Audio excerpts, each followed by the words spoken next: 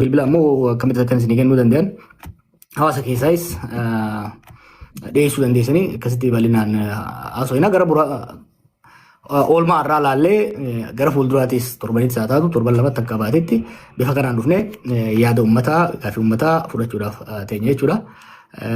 Waan naqee baltaniif galatooma. Maqaa bareedaa qabdan tokkoof doktora. Galatoomi Jowaar kiyya galatoomi ulfaadhu. Jalqaba kaab jarjarra qabda ayyee gaafadhu.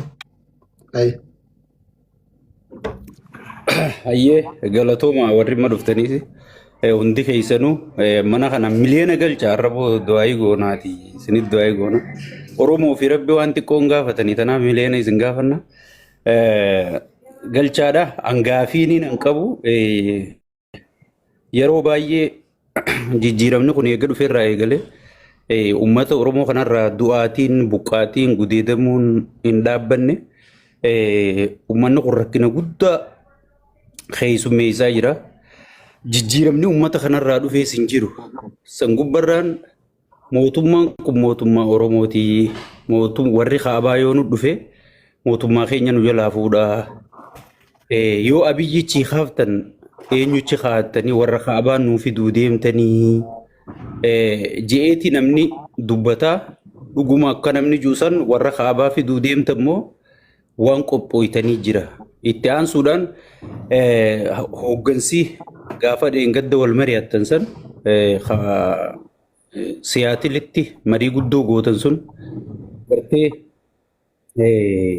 mariin sun eessarra jirti eessarra geessee hajuu tasadaffaadha addi bilisummaa Oromoo wanti filannoon tun feeka filannoon tun hin barbaachiftu osoo jaaniiti ija guduunfatanii deeggartootaa fi namoota irra guddaa dhaga'uu didanii waan kana itti seenuu qabna jedhanii itti seenanii har'a bakka bal'ataa wantiidhaa mollaafaan caffee Oromiyaa seenetti beenyaa lammii caffee Oromiyaa seenuu dadhabe. Dhuguma PP'n gartee maaltu mudate duraan parsantiin qoodaaf jeetii waadaa naqee hooggantoota garii shashawwadee akkasitti wanta godhe maaltu mudate sadeenuma tana gaafinti galatooma. Galatoome ulfaadhu walirratti deebifta moo takka takkaan jalaa deebiftaaf Jowaar? Lamaan tokko daballu. Okay. Murtii. Okay. Akkam jirtan isin hundinuu baga nagaan dhuftanii baga walaa garee galatoomaadha. Masduree sadii jalatti gaafuma muraasan qaba. Gaafiin kiyya gameessa rogeessa siyaasaa Obbo Jawaar Mohammadii fi gara kanaanillee dhaloota bakkuma inni jirutti gabaa bakkuma inni jirutti waa itti gurguratanii baga dhuftee jennaani akka namoonni garii yaaduu miti. Bakka dhaloonni jiru inni bakka dhaloonni jiru duraanis hafeen beeku. Especially social media namoota itti fayyadama social media namoota gurguddaa akka biyyatti jiran irraa barsiisee keessaa tokko isa. Gamanumaan gaafiin kiyya dhimma as dhiyeenya kana hundi keessan gurraa qabdan yaada qalbdan dhimma diinagdee gara Harargee kanatti danqama diinagdee jimaadhaan wal qabate especially Haji Jawaar as dhiyeenya waan addaa takka nuun jee ture waan sanii yoomnu biraan keessa kana jechuun gaafa shufeerran ajjeefaman gaafa gareen muraasni magaalaa Adaamaa tana qubattu wal jaartee uummata keenya irratti bifa saniin saamichaa fi buttaa akkasumas mancaatii qabeenyaa gaggeessan viidiyoo agartee hooggantoonni ta'anii hordofan na bira ga'ee jira. Dhiyeenyatti simbiraan geenyaa sarpiraayiziin ta'inaa waan jiru tokko garree sunillee hedduu malee nu yaachisee eegu jirra. Diinagdee rakkoon diinagdee kun yeroo hedduu rakkoo dubbatu jira nuti gahee keenya furmaata waan sanillee kaa'uu yookaan hawaasatti himuun dandeettii keenya waan hin ta'inii fi kabajamoo Jawaar Mohammad gama kanaan rakkoon kun eessaa ka'ee furmaanni isaa maali jettanii yaaddu? Gaafiin lammaffaadhaa dhimma buqqaatii uummata keenya Arsiiti. Hawaasni Arsiidhaa akkuma yaadattan torbee lama dura akka biyyatti kaabaa kibbaan bahaaf dhihaan even Oromoota amantii Ortodoksii itti dulchisaa turan haga ustaazotatti uummata kanatti uummanni kun if dura wanni kun karoorfameef dhuguma ummatichaattu mana amantii gubee yoo gubee ta'e arsii naannoo garaagaraa keessa masgida qofaa jira manneen amantaa garaagaraan jiru lammiin hin jiru akkamii waliin jiraatee as ga'e hawaasni bal'aan kun akkamii waliin jiraatee as ga'e akkamii waliin jiraachaa jira rakkoon kun ka'umsi isaa eessaa xumurri isaa furmaanni maal jettanii yaaddu obbo Jawaar Mohaammed gaaffiin sadaffaadha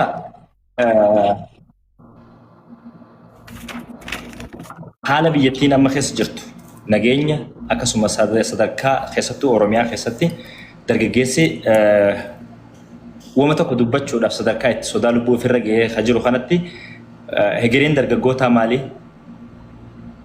Dargaggoonni Oromoodha akkasuma immoo dhimma daangaati irraa gadi fageessee kan dubbachuu barbaadu dhimma daangaa wal qabatee rakkoon kun yeroo waggoota 8 dabreef cinaaksaniin mooyyaaleen akkasuma gara Baalee kanaan keessattuu ispeeshaalii gara Somaalee wal daangessuun jarri kun hayyama eenyurraa harkataniiti as torbuma kana keessa akka ragaatti isin dhiyeessuu danda'a gara nama 5-6 kan bordoddeetti ajjeefaman maaliif irra deddeebiiwwan kun godhama akkamitti eenyu abdataniiti bulchiinsi mootummaa naannoo Oromiyaattis mootummaa qaba waraanaa fi qaba uummata kana bulchaa naannoo Somaaleettis ta Oromiyaa hungeenya silaa humna akkamii abdii eenyu qabaattee daangaa kanaan dhidhiibamiinsi daangaa butamiinsi daandii saamichi qabeenya diinagdee uummata keenya akkasuma maqaballeessiin hawaasa bal'aa irratti godhamaa jiru kun ka'umsi isaa maali xumurri isaa hoo rakkoon kun furmaata bifa akkamiin harkatuu danda'a dhaloota kanaafis hawaasa nu daawwatuufis osoo ifa nu gootanii jaa galatoomaa ulfaadhaa.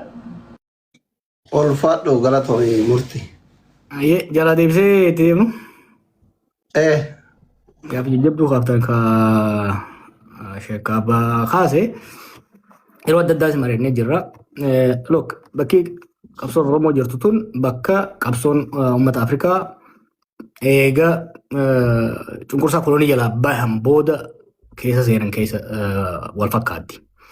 Uummattoonni Afrikaa bar dhibbee 17ffaarraa 17th century 18th century irraa kaasee kolonii jala turanii qabsoo jalqaba bar dhibbee 20ffaa 20th century irratti godhaniin walakkaa irratti walaba bahan bilisa bahan cunqursaa alagaa jala. Waggaa cunqursaa alagaa jala bahan booda waan adda addaa mudatan. Hawwiin ka ture maali? Alagaadha kan cunqursu, alagaadha kan nyaataa jiru. Kanaafuu alaguma yoo ofirraa kaafnu taate hamaa koo hamataa koo jedhaniitti yaadan. San booda jaatamoota keessa Koongoo kaasii Zimbaabuween booda garuu Keeniyaa biyyoonni hedduun sirna kolonii Biritishaa taatu, ka Firaansaa taatu, ka Poorchugiizaa taatu jalaa walaba bayan. Garuu akka hawwan sanitti roorroon irraan dhaabanne. Roorroon alagaadhaa hafteeti roorroon firaa dhufte jechuudha. Alagaan saamamuun hafteeti iyyaalli isaan keessaa ba'e isaan saamuu eegalee jechuudha. So waan meeqa gara lamatti yoo xiqqaatti bakka lama gurguddaatti bayan. Tokko sirna abbaa irree koloniyaalizimii takkaa'uu faranjootaa jalaa ba'eeti sirna abbaa irree gurraachotaa jala kufe. Fakkeenyaaf biyya koo durbaa fudhachuu dandeenya jechuudha. Tokko sirna abbaa irree ijaaruu waan hin dandeenyeef wal waraansa keessa seenee extreme case Koongoo fudhachuu dandeenya jechuudha. Biyyoota hedduu hagoodha akka hawwanitti gara dimokiraasii qacaan. Probably Botswanaadha akka fakkeenya kaasuu dandeenya jechuudha. Uummanni keenyaaf yeroo dheeraadhaaf sirna gita bittaa warra biraa jala ture. Qabsoo addaa yeroo dheeraa godhe booda bara 2018 abdiin silaa gara roorroo waliigalaa maaliif uummanni tokko hoggaa qabsaa'u roorri isaan alagaa waan ta'e qofa osoo hin ta'in roorroo jibbeeti kan qabsaa'u. So nutis akka biyyoota Afrikaa biraatitti roorroo alagaa jalaa kaaneeti roorroo murna nu keessaa bahee jala seenne jechuudha. Kanaaf bakki amma itti ilaaluu qabnu karma Afrikaatiin nu mudate. Warri Afrikaas Keeniyaa fudhanne fakkeenya biyyaan yeroo waggaa 3 akkas keessa taa'e yoo fudhanne gita bittaa Biritish jala turani san booda Keenyaataa bulchiinsa sirna Jomo Keenyaataa jala san booda inumaa akka sirna hammaata bulchiinsa Moi jala turanii san booda Kibaakii jalatti gara malti paartii dimokiraasii ce'anii jeequmsatti illee seenanii amma stable dimokiraasii ijaaruu danda'anii jiran jechuudha warri Keeniyaa. Nutis wanni amma wanni nu mudate waan Afrikaa san mudateedha. Kana sirriitti hubachuun barbaachisaadha. Sirna alagaa gita bittaa alagaa jalaa baaneeti sirna saamichaa nama keenya jala seenne. hanga kongollee hammaatu baatu ka hawwine Botswanaadha ka arganne Kenya under Kenya ta under Moi hammaatee garuu hanga Kongo kan hammaatiin keessa seenne jechuun murnaa amma jiru kanaan. Murnaa amma dura alagaarraa dhufeen ajjeefamaa tumamaa turre saamamaa turre. Ajjechaan amma bifa lamaan hamtu tokkoffaa takka namni keenya akka bara murnaa kana ajjeefamee hin beeku. Duuti mana seente dur lolli namni keenya gammoojjii Harargee gammoojjii Baalee lola keessa ture saamamaa ajjeefamaa buqqaafamaa ture. Amma wanni uranee buqqisuu jaan jidduu kana isin himaa ture takka jira. Uranee balleessu. Uranee jechuun scattered settlement jechuudha. Baadiyyaa kana keessa gandii biroo asii, gandii tolaadhaa asii, gandii akkasii jaanii tattaa'u kanaa jiraami. Riphee lolaan kana keessa jira jaaniitti bubuqqaasu ture warra dargiidha. Warri Haile Sillaaseetis. Isa akka godhe buqqaasaa turan. Amma ganda keenyarraa kaasee gara tumtuu furdaa jiran gara baadiyyaatti. Gara labuu kanatti. Baalee immoo gara gin'iirii gara sawweenaatti. Harargee gara gaara mul'ataatti, gara gadiitti, gara xarafaatti jechuudha. Kan sunguramaa ture. Har'a uraneen kamtu buqqa'u jira? Shawaadhaa buqqa'u jira jechuudha. Heartland jidduurratti buqqa'u jira jechuudha. Ajjechaan lafti amma arsiidhaan lolaan heeban arsii amma dadachiin jaantun I don't think mootummaa kana dura rasaasni tokko dhuka'ee waan beeku natti fakkaatu. Rasaasni sargi irratti hundu kaasan. Qawwee hun qaban eeboodhaan deeman manni yoo beeytan. Santuu san keessa seenne jechuudha. So gita bitaa alagaa jalaa babbaanee jirra saamicha ajjecha murmuru keessaa baheetu maafiyaa jaarratee waan akkana deema godhutti jira jechuudha. Kanaaf kana keessaa bahuun gulantaan qabsoo ammetti jirru qabsoo boqonnaan qabsoo ammetti jirru qabsoo gita bitaa alagaa deebisuudhaa osoo hin ta'in qabsoo gita bitaa keenya tursiisuudhaa osoo hin ta'in qabsoo sirni mootummaa ummataan filame ka heeraaf seera warri filame sun tumuun bulu jaaruudha. Saamichi uummatarraa dhaabbatee uummanni waan carraaqee irratti waan hurkaasaa carraaqee irratti abbaatti ta'u jaaruudhaati kan qabsaa jiru jechuudha. Over the last 2 years, wanni godhaa turre yoo ilaalte, we are transforming the Oromo movement. Akkamitti transform godhuu jirra? Qabsoo sabummaa irratti hundaa'e gara jechuun alagaan nu cunqursaa ture, alagaa jalaa baanaa turre jedhurraa gara qabsoo sirna haqaa fooyyeessuudha. Walqixxummaa diinagdee fiduudha. Malaammaltummaa balleessuudha. Qabsoon maafiyaa irra goonu fakkeenyaaf qabsoo nageenya lammiilee the right to life. Qabsoo mirgaa abbaa qabeenyummaa kana transform godhuu jira jechuudha. Because a liberation movement, movementiin keenya waggaa eegalu is a liberation movement. Liberation sun complete goonee gara democratization movementiitti ce'utti jirra jechuudha. So sanitti waan jirruuf wanni godhaa jirru amma dhugaadha. Daa'ilamaan Oromoon keessa jirtu naa galama. Gita bittaa alagaa ofirraa kuffifne allama gambaganuu irraa kutan. Keenya immoo dhufee daran nutti ta'e kanaas irraa jiru barbaanna yoo immoo kana ofirraa jijjiirre jara kaantu nutti deebi'a. Rakkoon jiru saniimi. Amma Sodaan asirratti kiliirsii godha. Sodaan mootummaan kun ilma Oromooti. Yoo inni kufe alagaan nu deebi'a.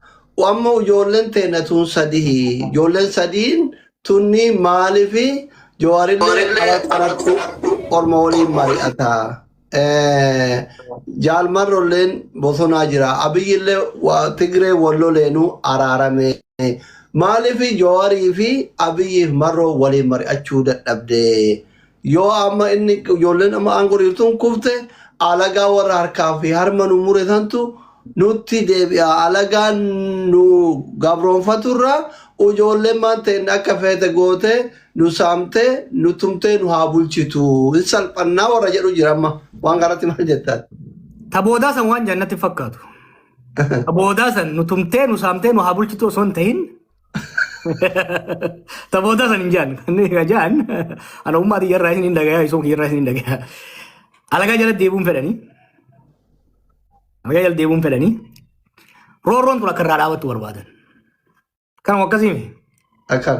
Qabsoonni godhaa jirrus alagaa deebisuuti. Waan takka jala mura Oromoo tan amma booda Raashiyaa fi Ameerikaan osoo wal taatee dhufte bulchuu hin dandeessu. nuu kadhannee yoo taate malee bulchuu hin dandeenyu. Tokko uummanni akka malee siyaasaadhaan dammaqee jira. Osoo nama cafaquun osoo Oromoo cafaquun harka kennisiifte Abiyyi harka kennisiisa. Cafaquun osoo harka kennisiifte Oromoo namni akka bara Abiyyitti cafaqee hin jiru. Ajjeesuudhaan, hidhuudhaan, saamichaan cabsuudhaaf jechuudha. Cabuu hin danda'u tokko. Lamaffaa jabanattanii hoggaa laaltan nu caala orma biraatiitu qoqqoodamaadha. Nuti miliyoona meeqa seenessa zabana tokko ministeera hoggaa jirru gaaf tokko Oromoon kun 20 jedhani gaafa kaan lafuma kaanis 30 gaheetti jedhan gaafa kaan 50 geenye. Oromoon kunis 20 30 doyeen amma meeqa isa 60 jechuu jiranis yaa. Uummanni dilli kuni paartii sadii qofa qaba. Nama sadii qofa maqaa dhooyitee jiraate amma. Warri lakkoo isaan nuu gadi 13 qaba. Ifii hedduu gadi hin qabina. Qabsoon Oromoodha. Siyaasni Oromoo hedduu itti taadha. Hanga namni yaadu kanaa miti. Saboonni hedduu lakkoo isaan fraction parsantii takka teenye hin taane paartii 13 qaban. Wallee hafoo sirii. Matootii Oromoodhaa yoo lakkooyite namni 20 hin geenyu. So Oromoon amma bakka lama jirti sinitti hima. The haves and the have-nots.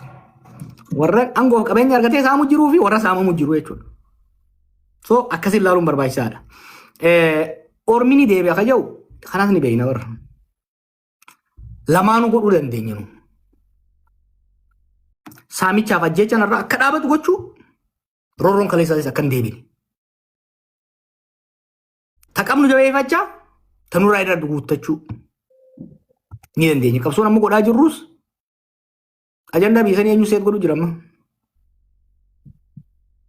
Who is setting it? We are doing it. Waan godhamu qabu godhu jirra jechuudha. Abiyyoo kutee maal dalagnee jiraan?